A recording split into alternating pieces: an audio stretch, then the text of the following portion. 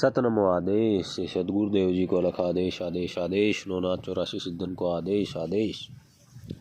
एक सवाल है और सवाल यह है, तपस्वी योगी साधु महात्मा लोग जंगल में क्यों रहते हैं, या फिर ऐसी जगह जहाँ कोई भी नहीं आता, सुनसान विरक्त सबसे दूर शमशान में, आखिर वहाँ ही क्यों रहते हैं? क्या परमात्मा घर में, गांव में, बस्ती में रहने से प्राप्त नहीं हो सकता? परमात्मा घर में, बस्ती में, सभी जगह रह कर के प्राप्त हो सकता है। अगर आप किसी भी खोज में हैं और किसी चीज़ की खोज करके उसे पाना चाहते हैं, तो उसके लिए सबसे ज़रूरी है एकाग्रता। और जब तक एकाग्रता नहीं आएगी तब तक आप उस चीज़ को पा नहीं सकते हैं। और दूसरी बात यह है कि जितने भी शोधकर्ता होते हैं उनका अपना एक संविधान होता है और वो चाहते हैं उनके कार्य में किसी प्रकार की कोई भी व्यक्ति, कोई भी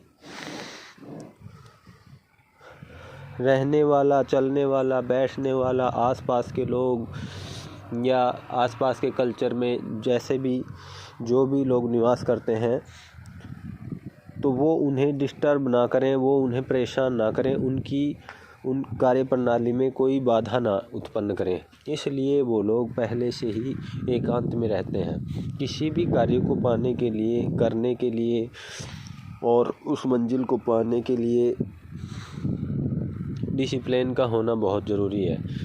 और किसी भी कार्य को करने के लिए, किसी भी ऊंचाई को छूने के लिए, किसी भी रिसर्च को उसकी तह तक जाकर लोगों को सामने लाने के लिए उसका एक संविधान होता है जिसे फॉलो करना होता है। तो इसी प्रकार से साधु समाज जो है उसका अपना एक संविधान है, अपना एक रूल रेगुलेशन सिस्टम है जिसके अनुसार उन्हें चलना होता है और चल कर के वो उस ऊंचाई को छूते हैं या उस खोज को पूरा करके वो पाते हैं। तो इसीलिए कंसंट्रेशन को बनाए रखने के लिए, उनके काम में किसी प्रकार की बाधा उत्पन्न ना हो, इसलिए वो लोग जंगलों में, वीरान जगह या शमशान में रहते हैं। क्योंकि अक्सर शमशान में कोई जाता ही नहीं है। दिन में तो फिर भी कोई ना कोई चला जाता है, लेकिन वैसे कोई नहीं जाता है। कोई मौज मस्ती के लिए, घूमने फिरने, आनंद के लिए, वहाँ पिकनिक मनाने कोई नहीं जाता है। शमशान में जब कोई मुर्दा फूकेगा तो आदमी जाएंगे। जब आदमी मुर्दे को लेकर भी जाते हैं तो उस समय वो भी साइलेंट होते हैं, चुप रहते हैं। उनके अंदर सभी में उस डेड बॉडी को देखकर, उसे फूकते हुए देख करके एक भाव पैदा हो जाता है।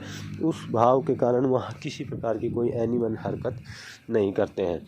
दूसरी बात, जंगलों में जाने से वहाँ जंगली जानवर होते हैं जो प्रकृति के खिलाफ कभी भी कोई पशु पक्षी, कोई भी प्राणी इंसान को छोड़कर नहीं हो सकता है। अगर प्रकृति के खिलाफ जाता है तो सिर्फ और सिर्फ इंसान ही जाता है।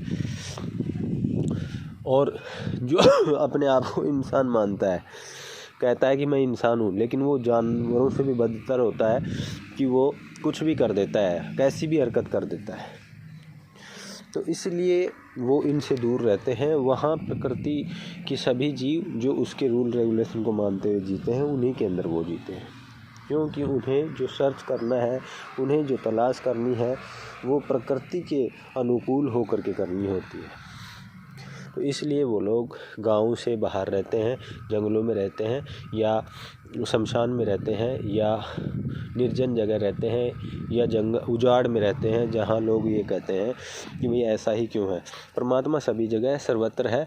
अगर ऐसी हालत है कहीं किसी गांव में, शहर में या अपने परिवार में बन सकती है कंसंट्रेशन, या फिर वहाँ रहने से ये सभी चीज़ उपलब्ध हो सकती हैं, उनको जो चाहिए वो उनके रूल को वहाँ रह कर के अगर फॉलो कर सकते हैं, उन्हें कोई डिस्टर्ब ना करे, वो व्यवस्थाएं अगर बन सकती हैं, तो फिर उसे बाहर जाने की कोई ज़रूरत नहीं है। ऐसे भी बहुत सारे साधु, बहुत सारे योगी, बहुत सारे तपस्वी हुए हैं जो गृहस्थी थे, परिवार चलाते थे और परिवार में रहते हुए उन्होंने ये सब कुछ पाया है। आदेश आदेश।